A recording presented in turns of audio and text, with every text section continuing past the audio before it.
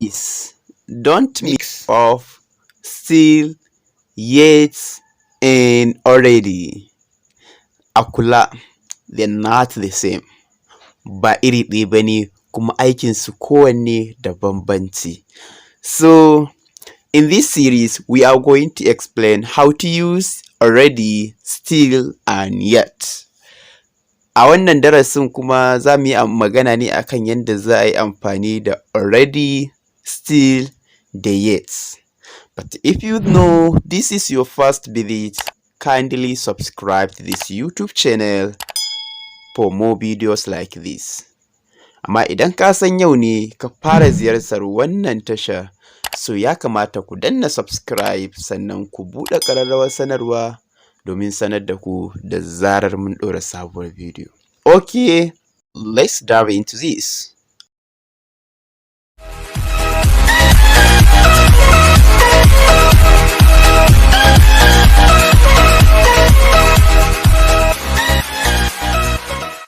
Number 1, already.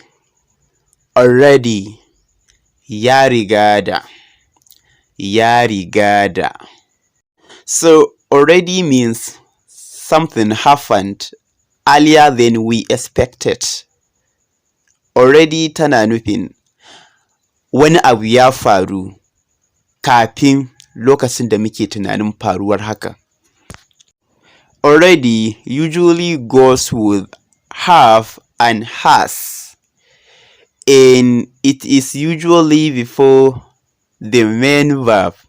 And when we say main verb, we mean gundarin kalmar aiki. So abin da ake nufi a nan shine ita already ko da yaushe takan tafi da has da have, present perfect kenan. So sannan kuma takan zo ne kafin gundarin kalmar aiki, wato main verb. For examples, A. He has already done the shopping. A. He has already done the shopping. B. Ya riga da ya gama sayayyar. B. Ya riga da ya gama sayayyar. A. Have you already taken the money? A. Have you already taken the money? B. Ka riga da ka ɗau kuɗin ne? B. Ka riga da ka ɗau kuɗin ne? A. I have already seen the film. A. I have already seen the film. B. Na riga da na kalli fim ɗin. B. Na riga da na kalli fim ɗin. Number 2, still.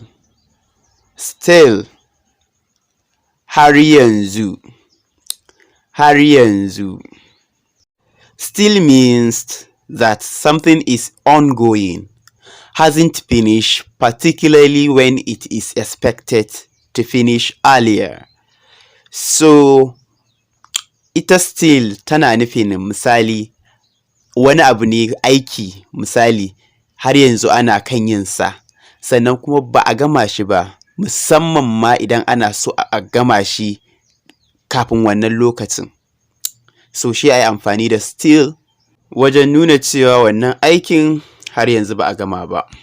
For examples, A. Is your father still at the same company? A.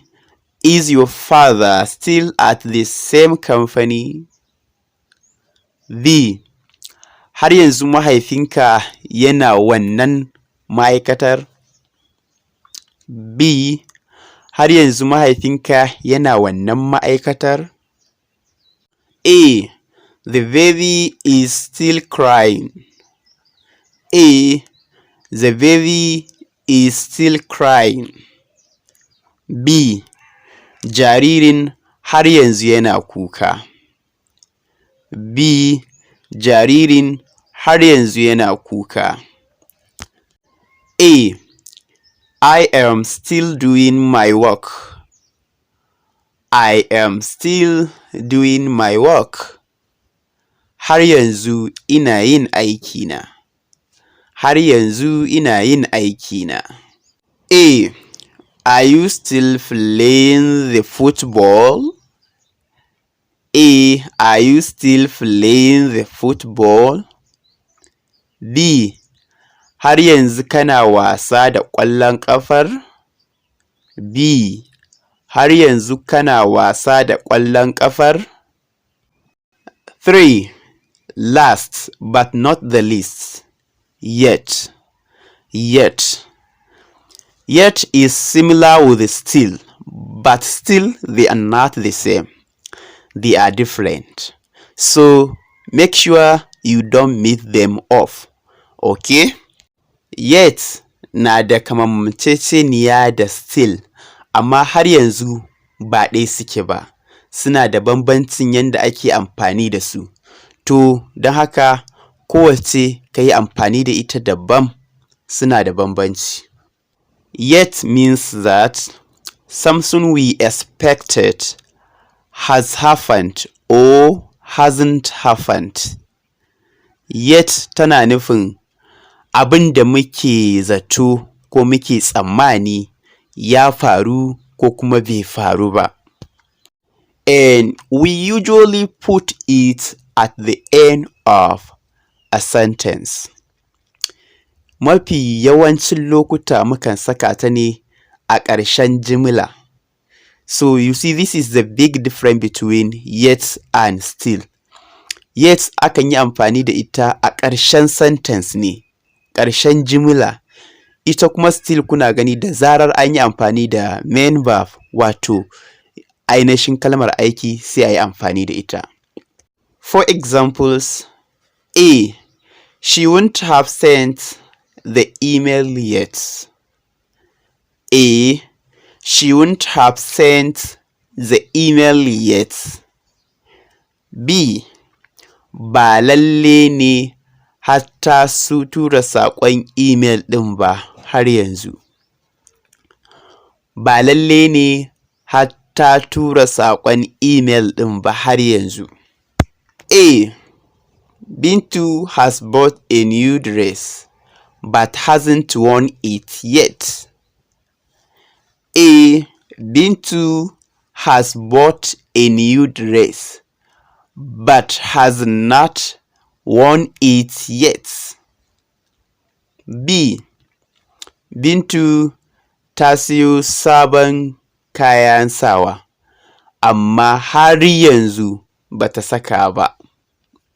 Bintu ta siyo sabbin ko kuma sabon kayan sakawa, but har yanzu bata saka ba. Har yanzu bata saka ba. The end. But wait. Have you subscribed? If you haven't subscribed yet, why? Please subscribe. Subscribe, because if you subscribe, you will be getting new videos of mine. But if you did not subscribe, that means you don't like what I am doing. Please subscribe if you want to continuously get my videos. Subscribe now. Ku tsaya. Kun yi mana subscribe? Idan ba ku yi mana subscribing ba, to me kuke jira har yanzu? Gaskiya ku mana subscribe, saboda idan kuna son ku ci gaba da samun bidiyoyinmu, ya kamata a ce kun yi subscribe. Idan kuma ku yi subscribing ba, hakan ya nuna cewa ba kwa son irin bidiyoyin da muke yi kenan.